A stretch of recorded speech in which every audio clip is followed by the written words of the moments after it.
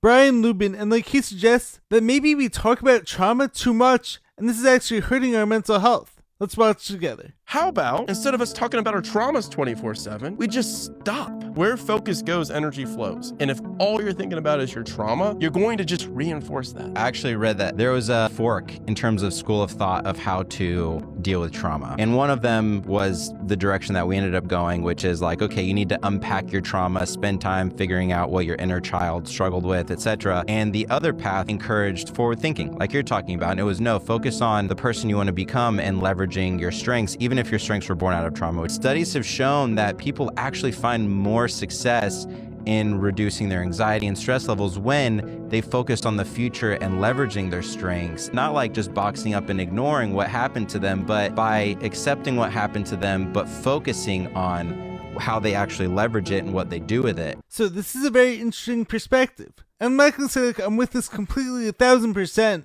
but there is a lot of truth to take away from this. So first up, I'm someone who does believe strongly in talking to someone and talking out whenever something is bothering me. Being someone who is very sensitive, I can't hold in my thoughts and feelings when something's going on in my life. I'm someone who wears my heart on my sleeve and like I actually view this as a strength. So having someone who you know that you can trust to respond in a kind, thoughtful manner and who's always going to be very supportive of you, or even just like having a good, genuine listener, I believe is essential. Now having said that, this guy is totally right when it comes to the concept of focus goes where energy flows. In other words, if your focus is all about everything wrong in your life and everything wrong in the world 100% of the time, how do you expect to overcome that? There's nothing wrong with you. I'm the one who's dying. And God's gonna give me a terminal disease. And this is where, as I've spoken about in the past, it can become very problematic to watch content where people are only complaining or saying the challenges that they're going through without ever giving a solution or a path out.